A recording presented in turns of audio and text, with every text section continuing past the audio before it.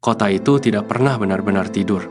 Lampu-lampu gedung menyala bahkan saat langit belum sepenuhnya gelap. Suara klakson, notifikasi ponsel, dan percakapan terburu-buru menjadi latar yang tidak pernah berhenti. Di tengah semua itu, orang-orang berlomba bukan hanya dengan waktu, tapi juga dengan satu sama lain.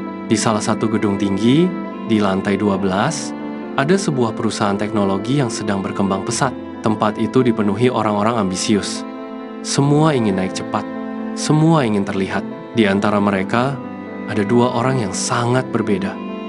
Raka, seseorang yang selalu bergerak cepat. Ia datang paling pagi, pulang paling malam, dan hampir tidak pernah terlihat santai.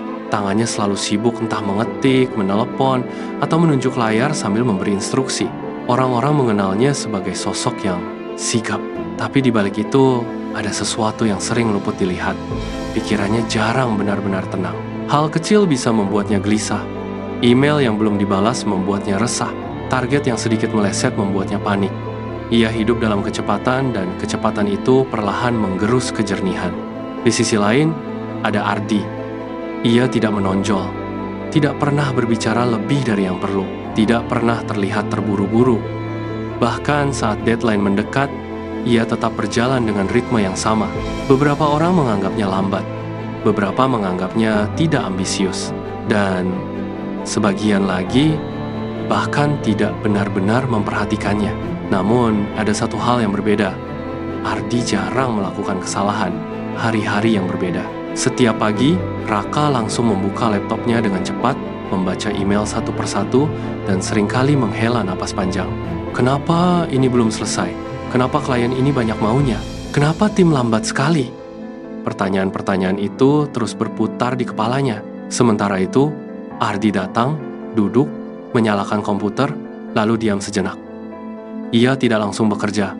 Ia melihat daftar tugasnya, mengurutkan, memilih, baru kemudian bergerak. Bagi Raka, itu terlihat seperti membuang waktu.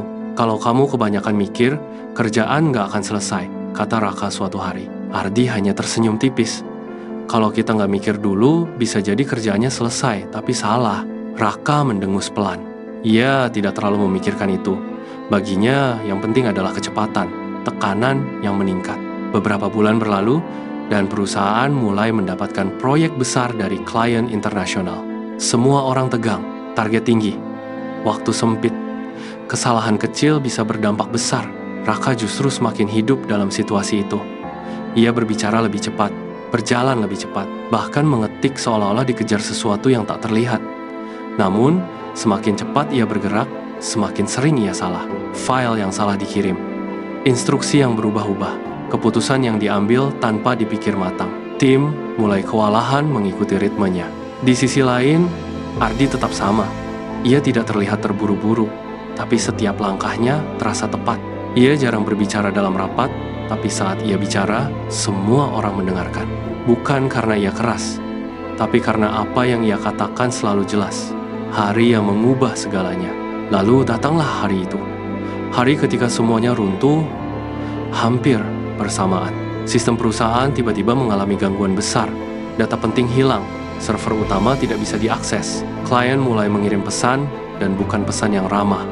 Ruangan yang biasanya ramai kini berubah menjadi kacau. Orang-orang berdiri, berbicara bersamaan. Ada yang mencoba memperbaiki, ada yang mencari penyebab, ada yang hanya panik. Raka langsung mengambil alih. Kita harus bertindak sekarang, katanya keras. Ia mulai memberi instruksi. Kamu cek server, kamu hubungi klien, kamu cari backup data. Semua dilakukan cepat, terlalu cepat. Instruksi berubah setiap beberapa menit. Bukan itu, fokus ke ini dulu. Tunggu, yang tadi juga penting. Tim semakin bingung. Beberapa mulai ragu, beberapa mulai salah langkah. Dalam kekacauan itu, Raka semakin tegang. Keringat mulai terlihat di dahinya. Suaranya semakin keras, tapi arah semakin tidak jelas. Diam di tengah bising. Di sudut ruangan, Ardi duduk. Ia tidak ikut berteriak, tidak ikut berlari ke sana kemari. Ia hanya melihat, mendengar, mengamati setiap bagian dari kekacauan itu. Beberapa orang sempat meliriknya dengan heran. Kenapa dia diam saja? Pikir mereka. Namun, Ardi tidak terburu-buru. Ia menarik napas perlahan. Satu kali, 2 kali. Lalu ia berdiri. Tidak dengan dramatis, tidak dengan suara keras. Namun entah kenapa, beberapa orang mulai memperhatikannya. Suara yang tenang. "Teman-teman," katanya, tidak keras, tapi cukup jelas. Anehnya, ruangan mulai hening. Bukan karena dipaksa, tapi karena semua orang lelah dengan kebisingan. Ardi melanjutkan, "Kita berhenti sebentar." Raka langsung menoleh, sedikit kesal. "Ini bukan waktu untuk berhenti." Ardi menatapnya. "Tenang. Justru karena ini penting, kita harus jelas dulu. Ada jeda." Dan untuk pertama kalinya sejak krisis dimulai, tidak ada yang bicara. Ardi mengambil spidol dan menulis di papan. "Masalah kita ada 3, katanya. Sistem down, data hilang, klien panik." Ia berhenti sejenak. "Kita tidak bisa menyelesaikan semuanya sekaligus." Ia mulai membagi tugas. Satu tim fokus memulihkan sistem. Satu tim cari backup data. Satu orang khusus komunikasi dengan klien jelas. Tidak berubah-ubah. Sederhana, tapi terstruktur. Dan yang paling penting tidak berubah setiap 5 menit. Perubahan arah. Perlahan, ruangan berubah. Orang-orang mulai kembali ke tempatnya.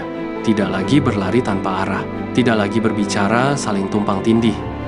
Mereka mulai bekerja, benar-benar bekerja. Raka berdiri diam sejenak. Ia melihat semuanya. Instruksi Ardi tidak rumit, tidak dramatis, tapi entah kenapa efektif. Untuk pertama kalinya hari itu, Raka tidak tahu harus berkata apa. Waktu yang menjawab. Jam demi jam berlalu. Masalah yang tadinya terasa mustahil mulai terurai. Server mulai pulih. Data sebagian berhasil ditemukan. Klien yang tadinya marah mulai tenang setelah mendapat penjelasan yang jelas. Dan saat matahari mulai turun, krisis itu berhasil dilewati. Bukan tanpa luka, tapi tanpa kehancuran. Percakapan sederhana. Ruang kantor mulai sepi. Orang-orang pulang dengan lelah, tapi lega. Raka masih duduk di kursinya. Matanya kosong, seolah memutar ulang kejadian hari itu. Lalu ia melihat Ardi yang sedang merapikan meja seperti biasa.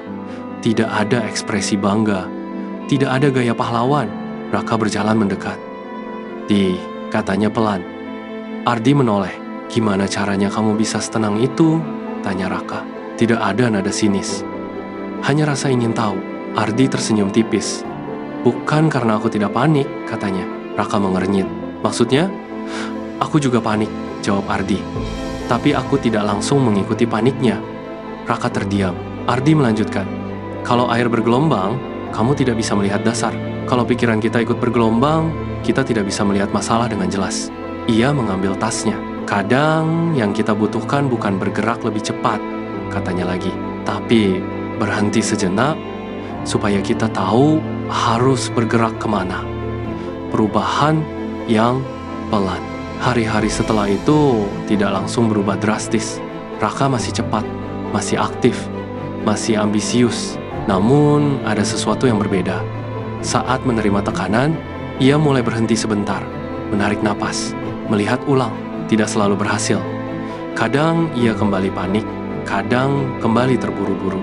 Tapi sedikit demi sedikit, ia belajar. Ia mulai memahami bahwa kecepatan tanpa arah hanya akan membuatnya berputar. Dan ketenangan bukan berarti lambat, melainkan cara untuk melihat dengan lebih tajam makna yang dalam. Di kota yang tidak pernah berhenti itu, banyak orang terus berlari, mengejar sesuatu, seringkali tanpa benar-benar tahu apa. Mereka mengira bahwa yang paling cepat akan selalu menang. Namun, tidak semua hal bisa diselesaikan dengan kecepatan.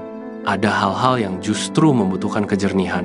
Dan kejernihan lahir dari ketenangan. Seperti air yang diam. Ia tidak menarik perhatian, tidak berisik, tapi justru di sanalah segala sesuatu terlihat paling jelas. Raka kini tidak lagi hanya ingin menjadi yang tercepat. Ia mulai belajar menjadi yang paling memahami. Dan setiap kali tekanan datang, ia mengingat satu hal sederhana, bahwa pikiran yang tenang bukan berarti lemah. Justru disitulah letak kekuatan yang sesungguhnya. Kekuatan untuk melihat, memahami, dan bertindak dengan tepat. Di dunia yang penuh kebisingan dan kecepatan, ketenangan bukan sekadar sikap, melainkan alat berpikir paling tajam yang sering dilupakan. Ketenangan bukan sesuatu yang murah.